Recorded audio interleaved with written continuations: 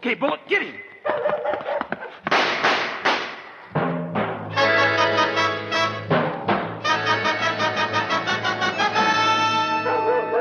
Follow him, Bullet, down the passage. That's it. Don't let him get away, boy. Call him off, Rogers! Call him off! Give yourself up, mister. You're through. Bullet, look out. So it's a secret passageway that goes to the beach. That's how the body was taken out of the house. Bullet!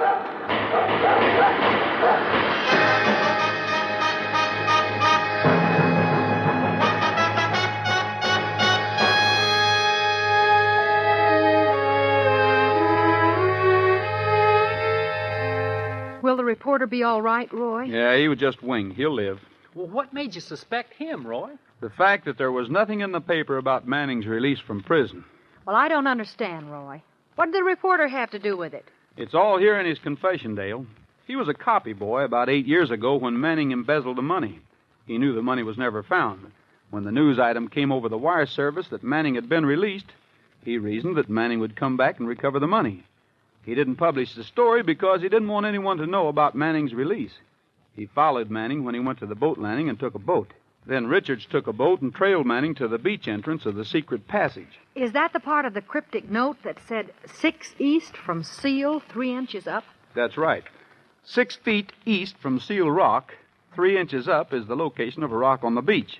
The rock is actually a door, and the door opens to a secret passage that leads into the living room of the old house. Roy? Yes?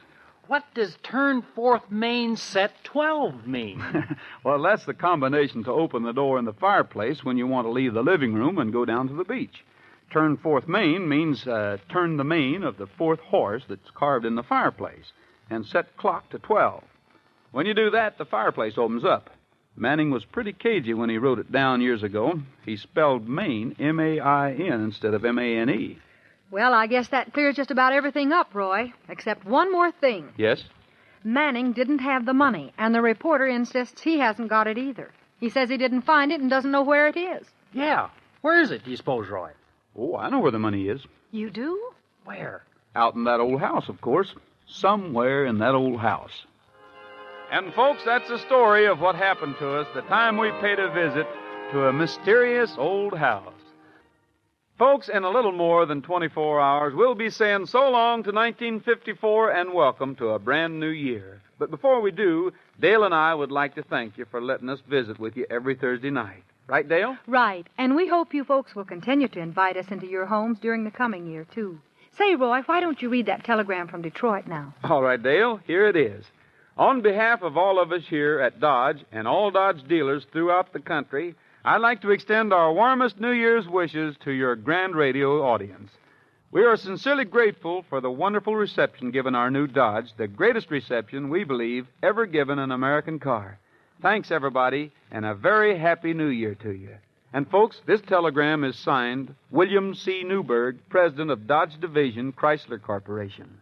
Now, before we sign off, Dale and I, Pat Brady, the Mellow Men, and all the rest of the gang would like to wish you a real happy and a prosperous New Year. Happy New Year, everybody.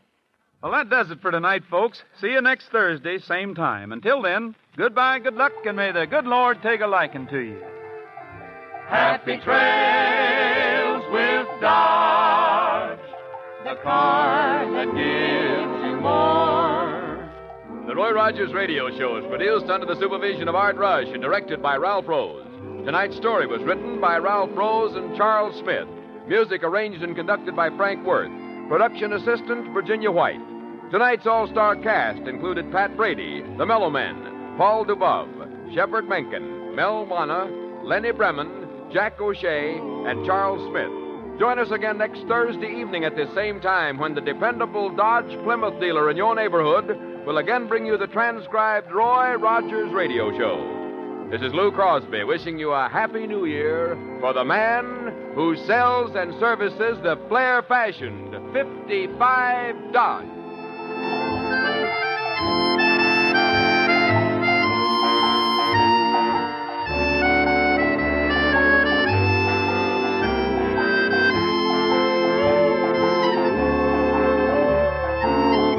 From From December 30th, 1954, The Roy Rogers Show on Classic Radio Theater, coming up in just 3 minutes.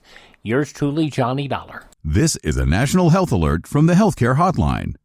Are you on Medicare and or have private insurance and suffer from back pain? MD Topical has a solution for you. Today, you can qualify to receive a pain-relieving treatment, such as a comfortable back brace or a customized pain treatment at little or no cost. Call MD Topical toll-free now, 888-998-7225.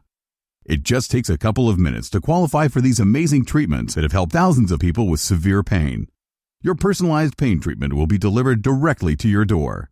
Call MD Topical toll-free, 888-998-7225, 888-998-7225, or go to mdtopical.com and get started on your road to a pain-free life. Call MD Topical toll-free, 888-998-7225, 888-998-7225, 888-998-7225. Should old acquaintance be forgot? Now, if your New Year resolution is to be healthier, take it from me, Wyatt Cox. It all starts with a good night's rest. You know, My Pillow changed my life. I could never sleep well in bed, but after My Pillow, I now wake up feeling great. It's amazing what difference a good pillow makes. My Pillow had an amazing offer on a 4-pack. Such a rare deal. The good news, they've extended their very best offer ever. Go to mypillow.com right now.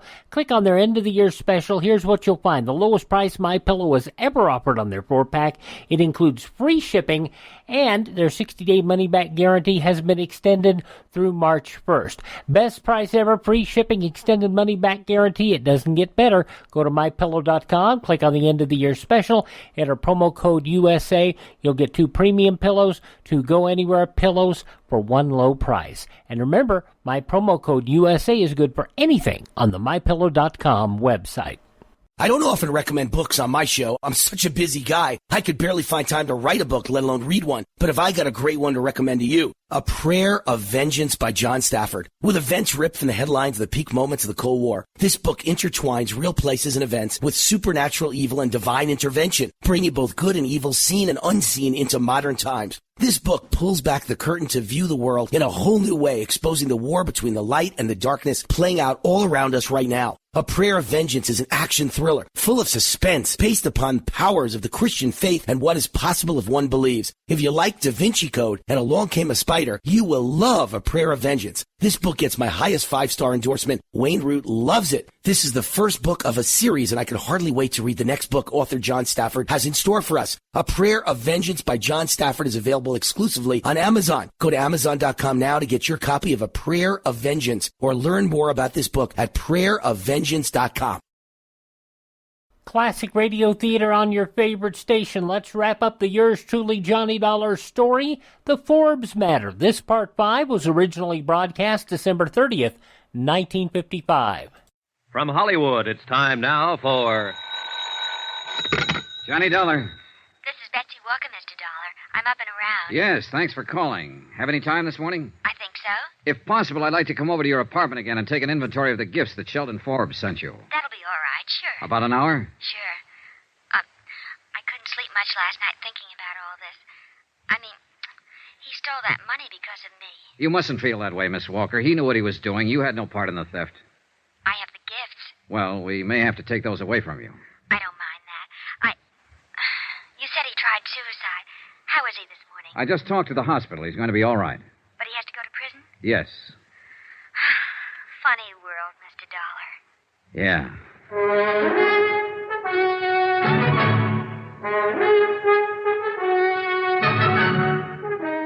Tonight and every weekday night, Bob Bailey in the transcribed adventures of the man with the action-packed expense account, America's fabulous freelance insurance investigator. Yours truly, Johnny Dollar.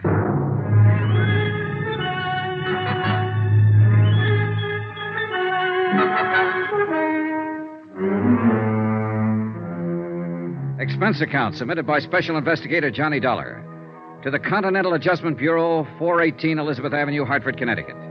The following is an accounting of expenditures during my investigation of the Forbes matter. More expenses, items 11 to 16. $78.40. Cab fares, meals, accounting services, legal services, cab fares, and more cab fares. I made a comprehensive inventory at Betsy Walker's apartment and spent the rest of the day tracking down the places where the items had been purchased and ascertaining their retail values. Total, $2,780 worth of gifts, bought with stolen money.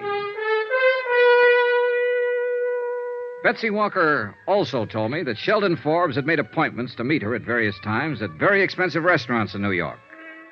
She had never once kept any of these appointments, but a check with the Waldorf, 21, the Stork, and several other places revealed that Forbes had always made elaborate arrangements to entertain her. His restaurant bills came to $835. The florist bill, $670. Total amount spent, $4,285. Total amount stolen, $4,285. Century Styles Incorporated footed the bill in his unsuccessful courtship of Betsy Walker.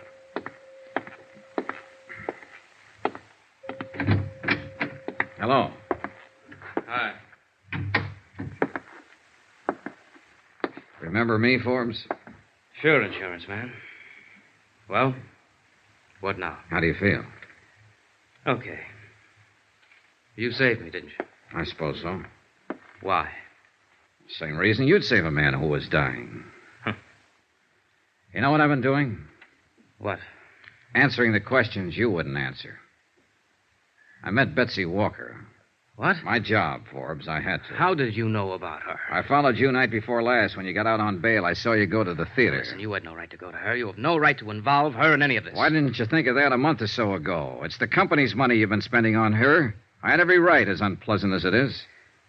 I suppose she knows all about me now. That's right, all. Boy, I sure must look like the prize sucker of all time. Must have handed her a laugh. She didn't think it was one bit funny. And Forbes, I don't think it's funny either. Then what are you standing here for? Lording it over me? I'm not doing that at all. I'm just here to let you know how things are at the moment. All right. How are things? Well, first off, we took back all the gifts you gave her. Dirty skunk. Don't get mad at me, Forbes. Get mad at yourself. I didn't steal the money and try to impress her. You did. Why didn't you leave it alone? What difference does the money make to you? Nothing to me, but it means something to my insurance company. They still want it back, and they'll get as much back as they can. Well, swell. Good for them.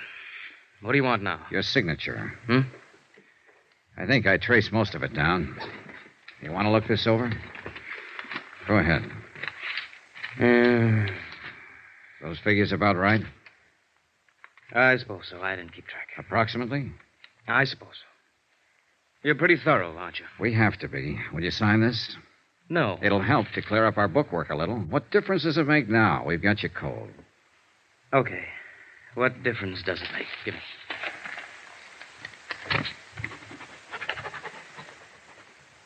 Okay, thanks. That's all it means to you, isn't it? Hmm? Dollars and cents.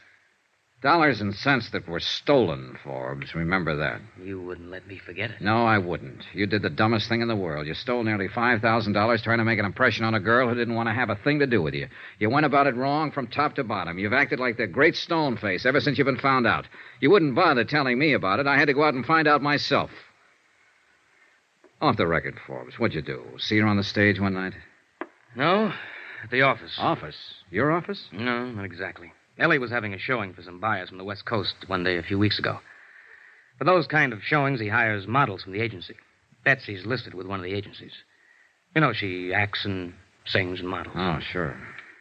Well, I happened to be upstairs when the showing was going on. There were a lot of publicity people there taking pictures and so on. And I saw her. She was wearing a black dress, and her hair was soft. She's got a smile like all the sun risings. Sounds silly? Not at all. It's just that I never in all my life saw anyone like her before. Yeah. I don't know how it is with other guys, but she was for me from then on. I couldn't get her out of my mind. I found out her name, and then I found out she worked in that show at the Empress Theater. Yeah? All I had was her name. I didn't know how to go about meeting her. I just didn't know. You figured a little money might attract her to you. I've heard that's the best way to do it. It's one way. Not the best way, kid. Probably not. But the best way I could think of. What did you think about taking the money? I thought I'd be able to stick it back. Well, I guess I really didn't think much beyond just meeting her. Having her look at me the way I wanted her to look at me. What?